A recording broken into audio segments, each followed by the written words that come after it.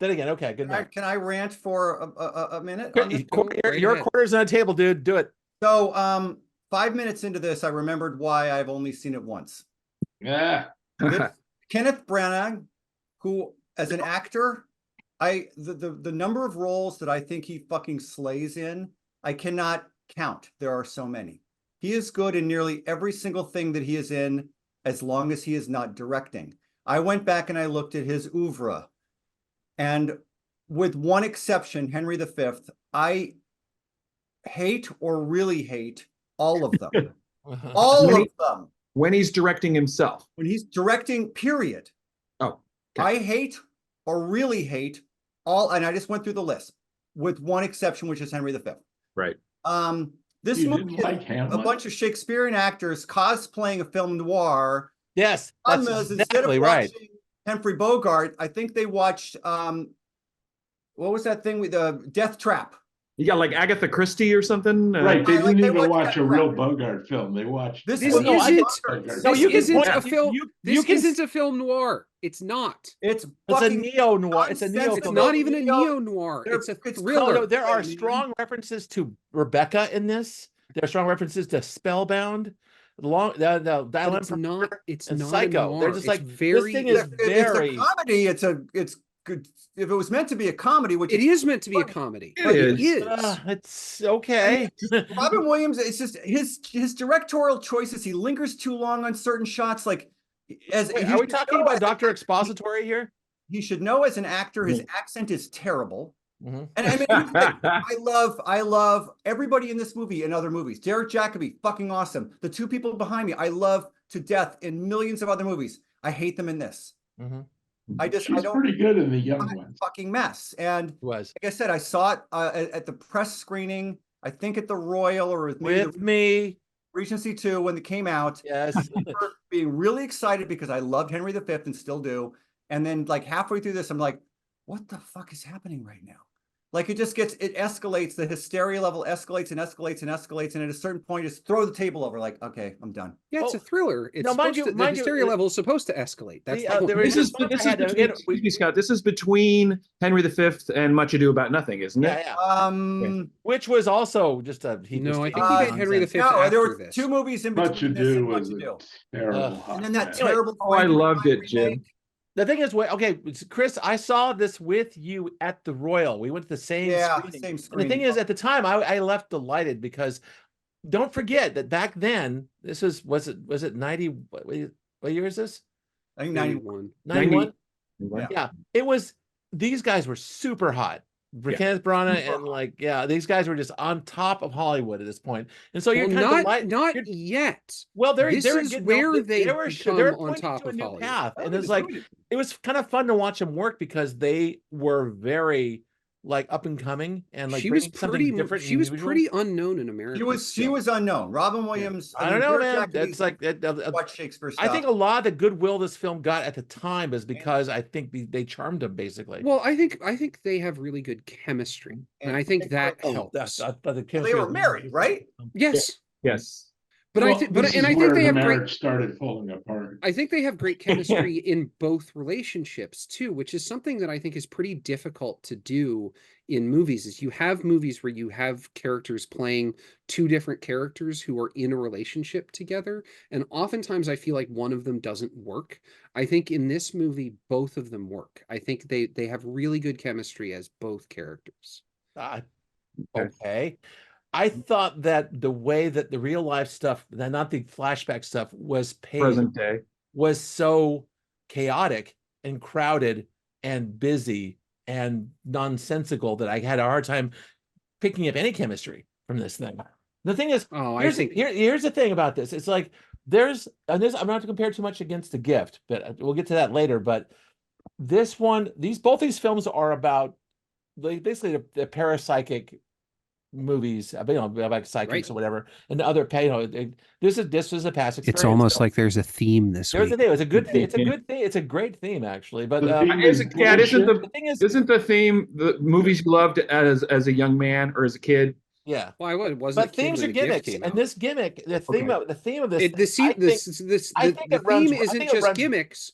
The theme is paranormal gimmicks. Well, Okay. we'll get back Okay. to that in the next film, but I think that this one, I think that it takes over. I think that the gimmick is they're so into the whole idea about still my background. I haven't changed my background yet. But about this whole thing is that they kind of forget to tell a story. It's like they're so into like the whole past lives thing. It's just like it felt like I could not argue. I could not argue that this movie doesn't have a story. I fundamentally disagree with that. it was. Yeah, It was I can't agree. it's Whether you like the story or too not, much it's story. there. If you ask me, A lot of story. yeah, There's it's a lot of way too story, much yeah. story. It's a lot of story, but I thought it was fun. I don't think it's like a movie can be fun and not great, and this movie is definitely not great. No, It's a fun watch. it's a solid B. Like it's just it's not great, but I enjoy myself every time I watch it. And I agree. I don't believe anything on the screen is happening is actually happening.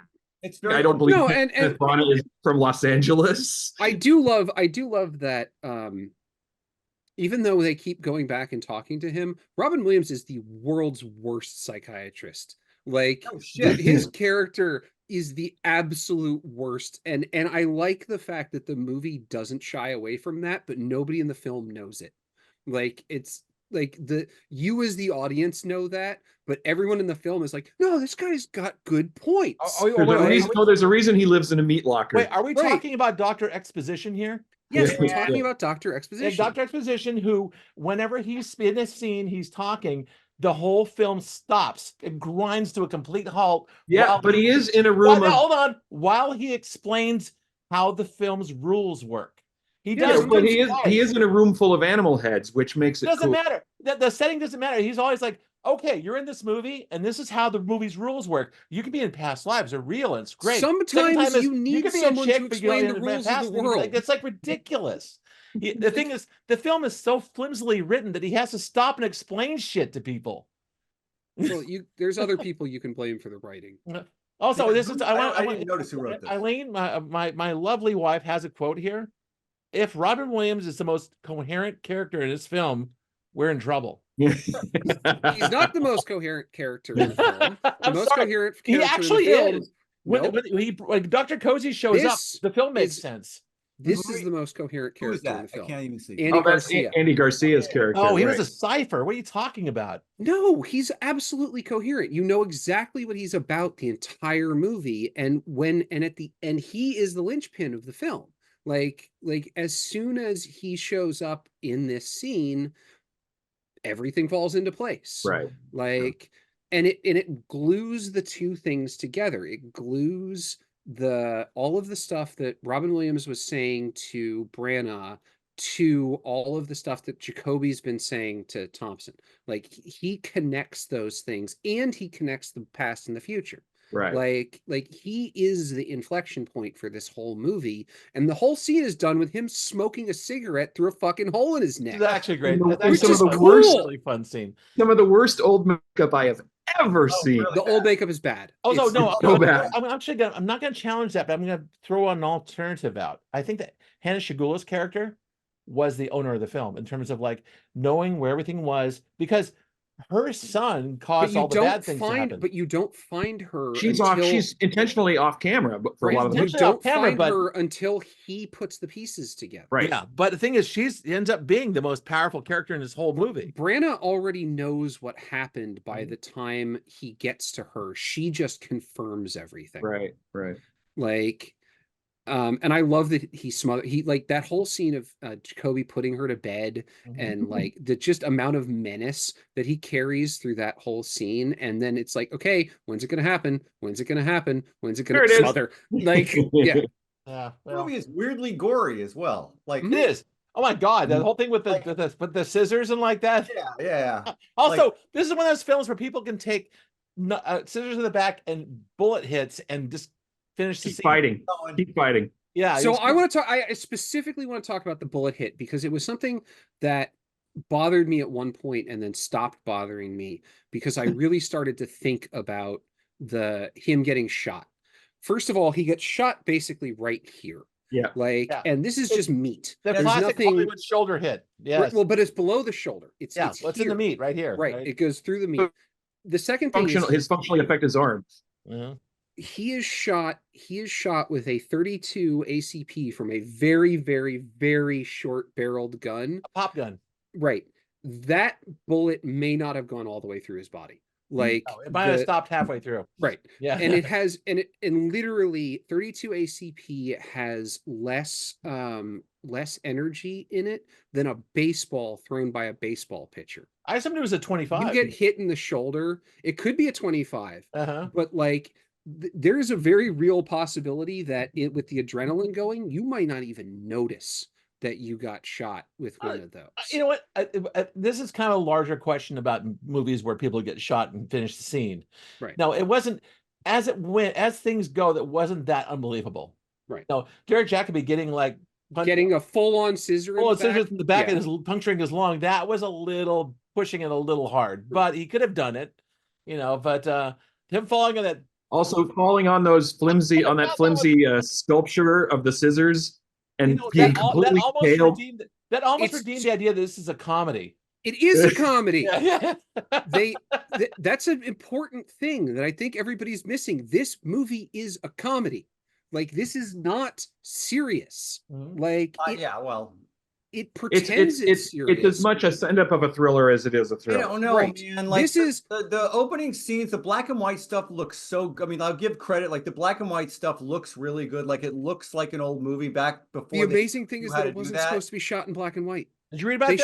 They shot it in color, and they color timed it back out into black and white. And the thing is that the DP was upset because they actually could have used different color choices. Disarming. Like it led me to believe that this movie was more serious than maybe it was meant to be. Yeah, this to me is like 2 degrees away from like Dead Men Don't Wear Plaid or High Anxiety. Like this is not supposed to be serious. I don't think I think the camera shots tell you it's not supposed to be serious. Oh, I thought the photography. The shot behind the music cues too. Right. The shot behind you, Scott, looks like a send up of a fucking. You recognize that building? Yes. Well, wasn't it in Long Goodbye? That is Marlowe. Where Elliot Gould lives.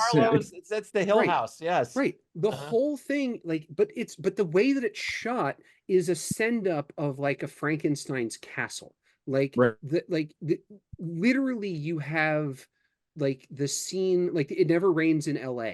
You know, and then it's just pouring with rain, and they're like, "Oh, we're falling in love on the roof." Like it's a joke. The whole movie's a joke, and if you take it seriously, you're gonna hate it. Like that's the problem. I knew this was a joke when I was a kid. I knew it was a joke from almost the beginning of the movie when they get on the elevator and the woman is standing across from them and goes like this and just has blood all over her face and has the huge smile. Like it's a comedy.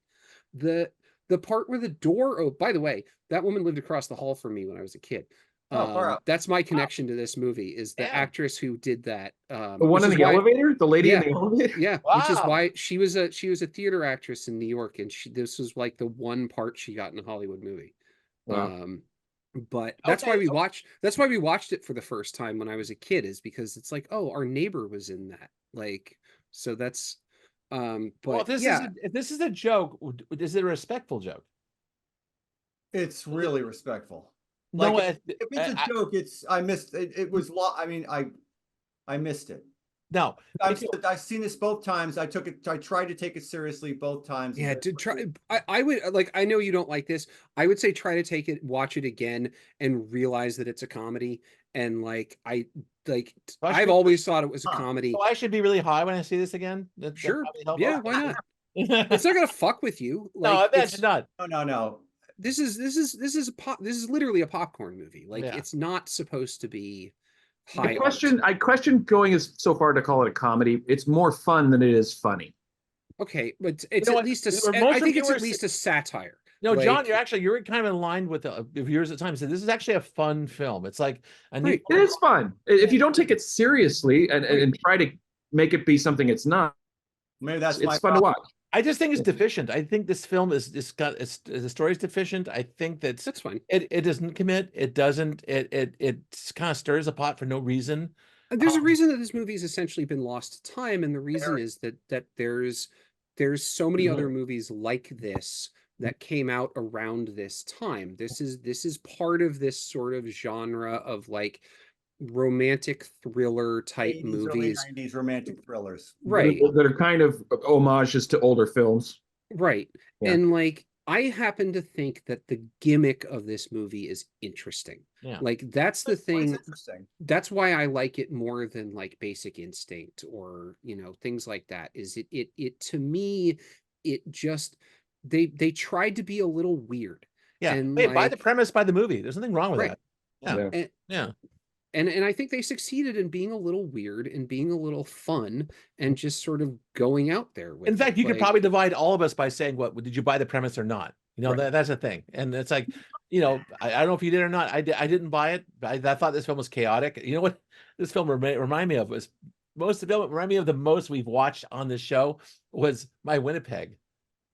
No, I don't know why it just kept got coming to trapped. mind. It's like that Guy Madden film. It just Yeah. reminded me of that. I don't know why. I just did.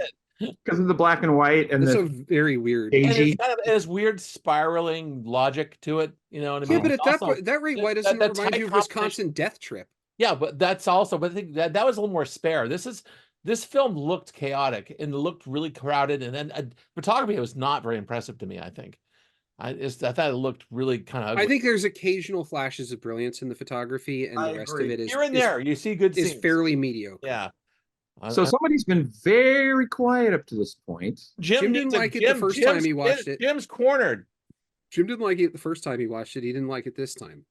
You know, He didn't want to watch this. I wrote off Kevin Branagh because of this film. I had seen most of the films he made beforehand, and I had loved them all. And this one came along, and this was like Prometheus. I was waiting to see it, and it was going to be fantastic. And I remember just Your sinking in expectations my were too seat, high. cursing Get the out. day. Ah, See, that might be the difference.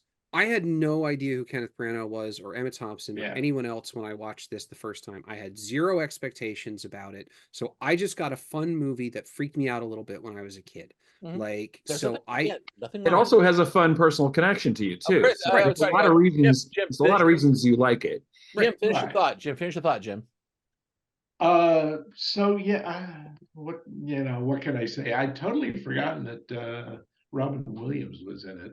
So did I I. may not have known who Robin Williams was at the time. Oh, I knew in exactly 91. what he was in this well, film. and he's not in the opening credits. Very specifically, Well, yeah, they- because he had a contract that Also, way. he was like way on top of the biz. This is him slumming. Yes. This is that like he was day playing this. Right. Well, he didn't want people to advertise it as, Yeah. starring Robin Williams. well, that's Yeah. the same. That was the same thing with Aladdin. He didn't want them Yeah. to advertise that he was in Aladdin. He was Yeah, right. very upset when they did. Mhm. Yeah.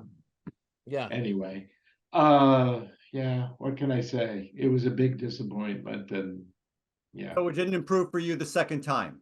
no. Ollie, wrong background, Chris. Wrong background. God damn it. What's that? Jim is wrong. No. Oh. No, he accidentally put up one from the next movie.